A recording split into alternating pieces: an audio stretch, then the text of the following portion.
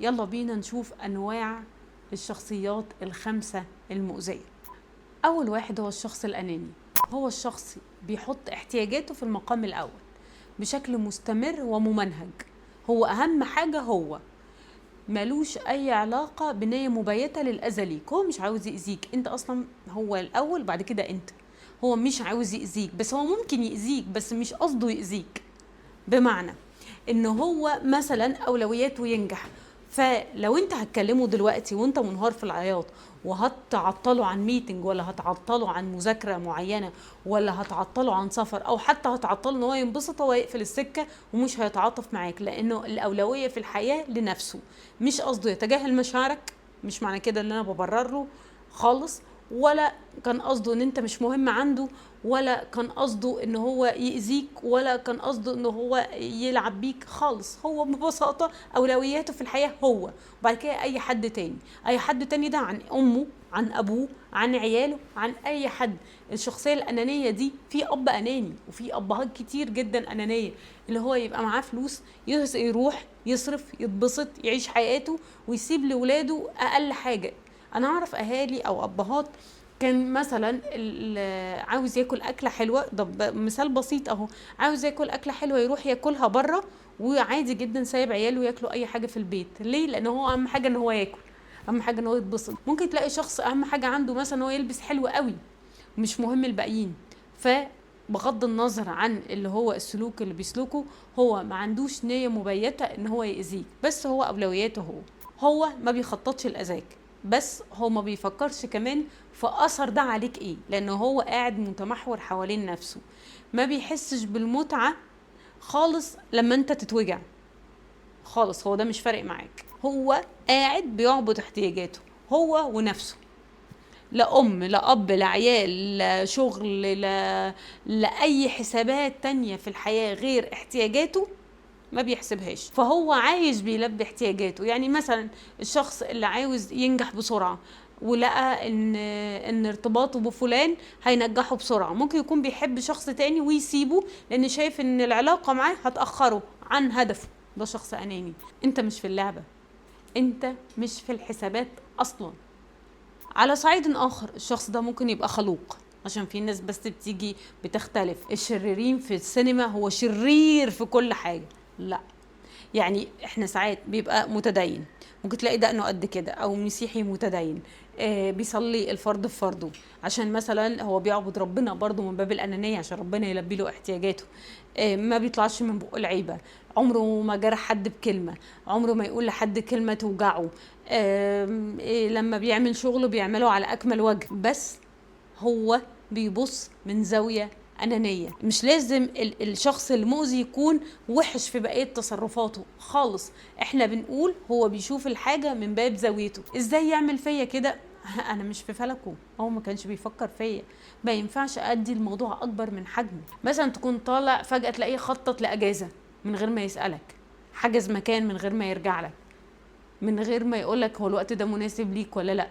ليه؟ لان هو الدنيا كلها بتدور حوالين فلكه، هو خطط الاجازه في الوقت المناسب ليه. الناس اللي حواليه دايره تلبي احتياجاته. في واحده مثلا جت قالت لي انا كنت بحب واحد وقعدنا مع بعض فتره وفجاه سابني ولقيته ارتبط بعد كده بحد ابوها ذو منصب، وانا قد كده قليله، وانا لو كان اهلي معاهم امكانيات، وانا لو كان اهلي ذو منصب ما كانش سابني. هو انا قلت لها الموضوع مش انتي خالص، ده واحد بتاع مصلحته زي ما احنا بيقول. هو شايف ان ابوها هيساعده، هو ما حبهاش، هو حب ابوها. هو ممكن تكون انت المتاح، او انت اللي مش تعترضه، او ان انت اللي مش هتقوله كلام ينقضه، بس على الصعيد الاخر هو مش فارق مع حالتك النفسيه، مش فارق معاه انت جاهز تسمع ولا لا، ومش فارق معاه كمان يسمعك. المهم وانت بتتعامل مع الشخص الاناني تفتكر حاجه مهمه قوي، هو ما خططش لأذاك، لكن هو مركز على نفسه بشكل مفرط. التعامل مع النمط ده بيأذيك بشكل غير مرئي، بشكل تراكمي، لان انت كمان بتبقى في العلاقة مش متشاف، احتياجاته بس اللي متشافة، دوافعه بس اللي متشافة، طلباته اللي متشافة. انت مجرد عسكري في الجيش بتاعه، والعيب مش فيك خالص. تاني شخصية معانا الشخص الغير ناضج عاطفيا، والشخص ده عنده صعوبة حقيقية وعميقة في 3 أمور مترابطة، هي تحمل المسؤولية العاطفية، يعني تحمل المسؤولية الناتجة عن تصرفاته وأثرها على الآخرين. ما بيعرفش يدير حوار بطريقة صحيحة خالص من غير ما ينهار أو يهرب.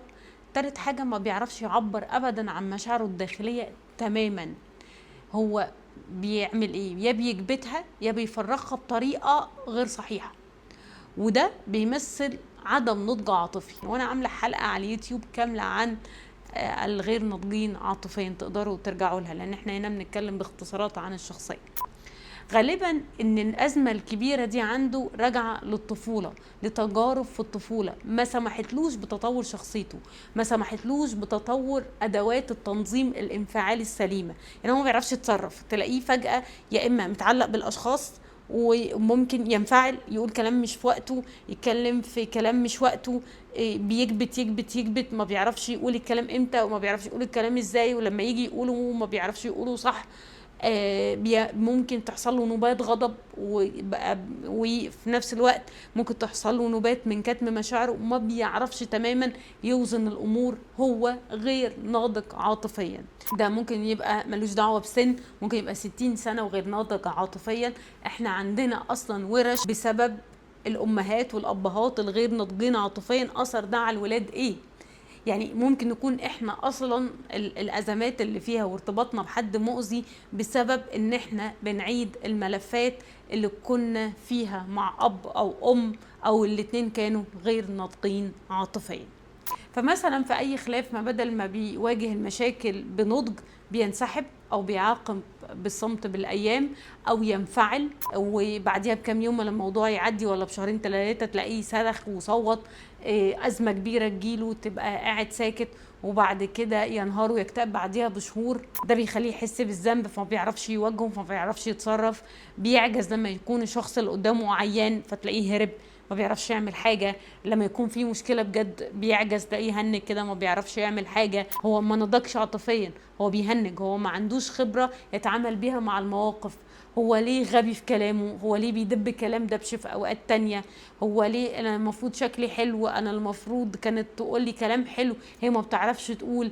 ليه؟ لان هو غير ناضج عاطفيا. بيعتمد عليك انت في تنظيم مشاعره مش عليه هو. طب انت بتهنج في المواقف الكبيره، ولا جدع قوي في مواقف صغيره؟ يعني بتعمل لي بتقف جنبي في مواقف صغيره كتير، لكن في مواقف كبيره ما بتعرفش تتصرف. هو بيهنج. هو ده ما بيعرفش يكون متاح عاطفيا، لان هو غير ناضج عاطفيا. هو في نفس الوقت بيوجعك، هو في نفس الوقت مش موجود، هو في نفس الوقت موجود. ده بسبب ان هو غير ناضج عاطفيا. ثالث نوع بقى معانا وهو الشخص المتلاعب. ده بقى اللي بيستخدمها عن قصد. النوع ده بيستخدم الغموض والتناقض المتعمد.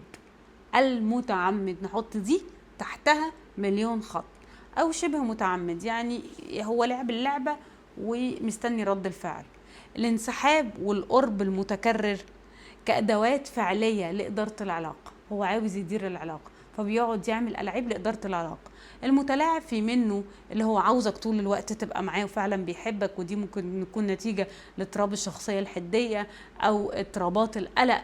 ممكن يستخدموا التلاعب عشان يخلوك معاهم طول الوقت، ان خايفين ان انت تسيبهم. وفي النوع التاني اللي ممكن يستخدمها التلاعب عشان خاطر انه يخليك بس موجود في حياته ويستغلك بس. سواء كان واعي بده، يعني في انواع منهم واعيه بده، وده بيعمل النمط عشان ياخد بيه بنفيت، عشان ياخد بيه مصلحه. في نوع تاني مش عارف ان هو بيتلاعب، زي البوردر لاين مثلا، ان هو ده نمط اصبح آلية دفاعية بيستخدمها وهو مش فاهم. فالمتلاعب في نوعين، في نوع في دمه اللعبة دي ودي بتبقى آلية دفاعية، في نوع هو عارف بيعمل ايه جدا جدا جدا. وفي فرق جوهري بينه وبين الشخص الأناني. الشخص الأناني هو بيعمل الألعاب دي وأهم حاجة هنا مصلحته. المتلاعب في جزء منه بيعمل الألعاب دي لمصلحته وبيتصرفها بوعي. خلينا مثلا نقول مثل بيكون قريب جدا ودافي يوم كامل، بعد كده يختفي أيام بدون أي تفسير حقيقي وانت مش فاهم هو ايه اللي حصل. ففي منهم بيقرب بعد كده يحس بالخطر فبيبعد، او في منهم عاوز يبوظ اعصابك عشان يشوف هتسال ولا لا ويقعد يختبرك، وفي منهم ان هو يخليك دايما تشتاق له عشان يقدر يسيطر عليك. ففي منهم بيلعبها عن قصد، وده النوع اللي بيلعبها عن قصد، في نوع بيلعبها عشان تفضل موجود معاه في العلاقة. تمام. يديك اشارات متضاربة عن المستقبل في العلاقة، يعني يقول لك على فكرة انا حاسس ان احنا هنبقى مبسوطين جدا مع بعض في المستقبل. بعديها بيوم تلاقي نفس الشخص ده قال لك بس انا لما اتجوز. طب انت كنت بتقولي اول امبارح. يخليك رايح جاي تجري تجري تجري عشان تحاول تكسبه، وهنا ده برضه بيتلاعب بيك وهو مدرك، وهكذا. وعلى فكره الالعاب دي ما بتتعملش بس في العلاقات، حتى بتتعمل في البيزنس، ان حد يطمع حد وبعد كده يقول له لا ده كان بيتهيأ لك، يخليه يدي اعلى ما عنده، او انت تعافر عشان تدخل موضوع في الاخر. فانت لازم تدرك انت بتتعامل مع انهي نوع وايه دوافعه. النوع الرابع معانا اللي عنده سمات النرجسية، وهنا ده شخص عنده خصائص نرجسية لكن ما استوفاش كل المعايير. يعني من الآخر ما نجحش على اضطراب الشخصية النرجسية، ما خدش 5 صفات. يعني لو قلنا في 10 صفات لاضطراب الشخصية النرجسية واخد 4، فهنا بقى في سمات ما بقاش نرجسي. لكن لو 6 خلاص بقى نرجسي. وهنا السمات زي الاحتياج المستمر، وملح للتقدير والإعجاب، ولو قلت حاجة تنقضه أو شكرت في حد غيره او اديت الفضل لنفسك او لاي حد تاني ما هو موجود ينهار. تركيز واضح على الصوره الاجتماعيه، اهم حاجه شكله قدام الناس وشكله قدام الاخرين. فتلاقيه مثلا تروحي واحده تقعد تاكل في جوزها وتقطع وتدلع وتعمل قدام الناس عشان تبين ان هم، لكن في البيت ولا بتهتم بيه، او العكس. او تطلب في العلاقه ان هو يكون قد ايه مهتم بيها قدام الناس، ومش مهم جوده العلاقه الفعليه من الداخل، ده ما يفرقش معاه. اهم حاجه شكله قدام الناس، اهم حاجه الحياه الاجتماعيه. ففي زوجات كتير للاسف وازواج برضو البيت خربان ومفيش علاقه بينهم، بس لازم نكمل الصوره الاجتماعيه قدام الناس. لازم نطلع قد ايه حلوين، لازم نطلع قد ايه كويسين، لازم نطلع قد ايه بنحب بعض، لازم يطلع قد ايه انا مهتمه بيك، لازم تطلع قد ايه انت مهتم بيا. ومش مهم اللي جوه، اللي جوه مش فارق معاه، لان اللي فارق معاه مظهره الخارجي. وزي ما قلنا الامثله، واحده عملت اكل وجوزها ما شكرش في الاكل ده، هجوم شرس عليه، انه ما ينفعش ينتقد لبسها، ما ينفعش ينتقد طريقه تفكيرها، او العكس ما ينفعش تتدخل في شغله، ما ينفعش تنتقد قدام الناس، ما ينفعش تشكر في حد وهو موجود. فاكرين في مسلسل حديث الصباح والمساء لما ليلى علوي شكرت في خالد النبوي قدام احمد خليل، اللي حصل اتضايق منها جدا واعتبر ان هو اهانه، وازاي هي تشكر في راجل قدامه وازاي تقل منها، وكان غيران جدا وهيطق. وده اللي قاله لها في المشهد، ازاي جيلك فقير، ان في واحد غيره نجح، مع انه كان فرق في العمر، فرق في المستوى التعليمي كبير جدا، لكن هو شايف ان هو الاحق.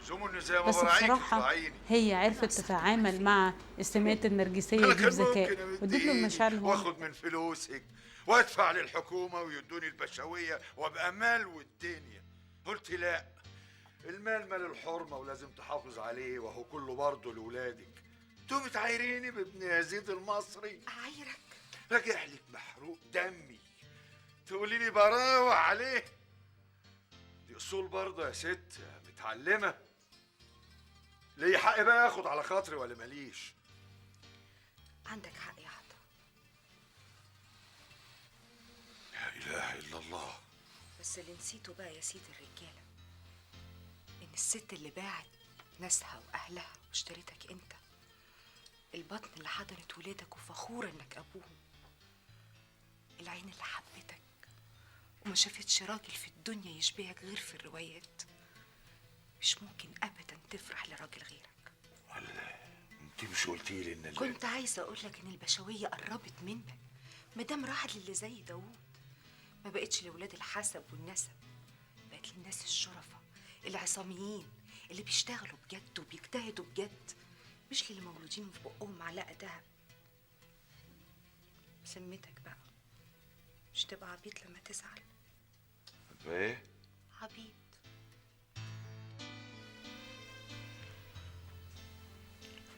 يا زهرة، عاوز ايه؟ تطلع الشنطة. حاضر يا سيدي الرجاله. هو ده اللي انا بقوله، حتى لو كان الشخص فيه سلبيات كتير ممكن بذكائك انت الاجتماعي تكسب ده. نبتدي بقى للشخصية اللي بعد كده، ألا وهي الشخص التجنبي المؤذي. الشخص التجنبي المؤذي، هو في تجنبي مش مؤذي، في تجنبي واعي بسمات التجنب بتاعته وبيعتذر وبيقول انا مش قادر اتكلم دلوقتي، انا بس محتاج يومين وهرجع تاني، انا عندي مشكلة في 1 2 3 وانا بحاول اتعامل معاها.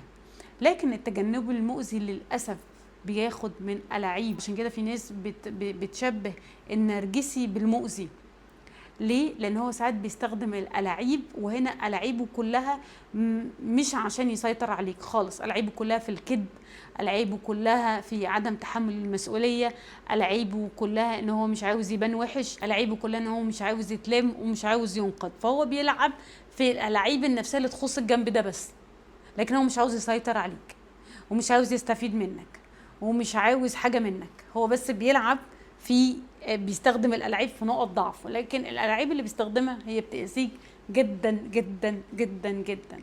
النوع ده بيخاف من القرب العاطفي خوف كبير جدا وغير واعي غالبا، بينسحب بشكل مؤلم للطرف الآخر، بينسحب فجأة، ورغم ان ده سلوكه دفاعي وغصب عنه وما كانش يقصد بيه هجوم، لكن ولا كان يقصد ان هو يأذيك ولا كان عارف ان ده هيأذيك، لكن هو سلوك في الاول في الاخر مؤذي.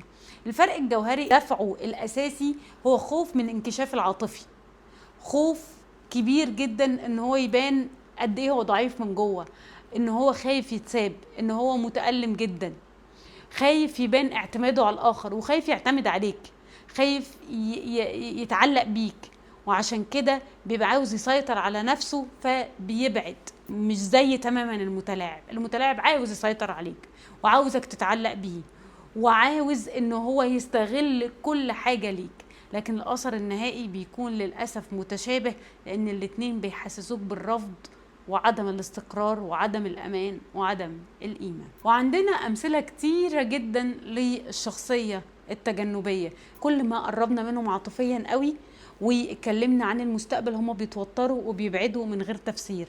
كل ما بنحس خلاص بقينا واحد واندمجنا في بعض هو بيبعد مسافات طويلة جدا، ولو راقبت العلاقة هتلاقي هو ده اللي بيعمله، ان احنا كل ما نقرب قوي هو بيرجع تاني ياخد مسافة كأنه بياخد نفسه ويهدى وبعد كده يرجع تاني وبعد كده يبعد ويرجع تاني، وهنا بيبعد من غير تفسير واضح، هو مش فاهم هو بيبعد ليه، ودايما مش عارف، مش فاهم، ما عنديش أجوبة، مش عارف أنا بعمل كده ليه.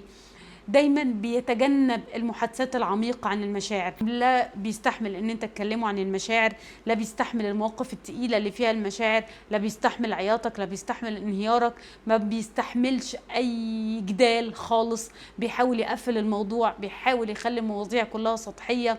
وهنا المشكلة ان انت بتحس ان انت مش مسموع وان انت مش مهم، بس اللي هيعزيك في النقطة دي ان هو شخص عاجز عاطفيا، مش غير متاح عاطفيا، هو عاجز عاطفيا، هو ما بيعرفش يتعامل مع المشاعر، المشاعر بالنسبه له لغه ما بيفهمهاش وبيحس بالعجز قصادها، فبيحاول يهرب منها، بيحاول يهرب من اي عمق حقيقي في العلاقه، بيستخدم ادوات من التلاعب بيستخدمها بس عشان الحيثيات اللي احنا قلناها، مش عشان اي حاجه تانية. بغض النظر عن ال5 أنواع من الشخصيات المؤذيه اللي احنا قلناها، لكن خلينا نركز قوي على الأثر النفسي اللي بيحصل لك من العلاقات المؤذية دي.